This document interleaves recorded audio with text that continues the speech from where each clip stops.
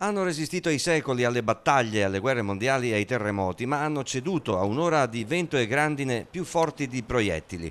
Alcuni merli delle mura medievali di Montagnana sono venuti giù da Porta Padova e da in fianco alla stessa e ora sono macerie, resti che fanno impressione e che lasciano increduli i montagnanesi. Una cinta muraria che sappiamo l'unica al mondo, sicuramente in Europa, ma oltre, come ben sappiamo, non ancora integra nella sua costruzione medioevale ed oggi subisce questa importante ferita. Altri danni, la prima cittadina ha già contattato la VEPA, Agenzia Veneta per i pagamenti in agricoltura, per i danni subiti dagli agricoltori. Dobbiamo pensare che la nostra, oltre che essere una cittadina con vocazione turistica, lo è anche sotto il profilo agricolo con tutti i suoi prodotti, ortaggi, frutta, ma non solo, seminativo. Poi ci sono gli alberi, ricorda la Borghesan, ne sono caduti in vari punti della città.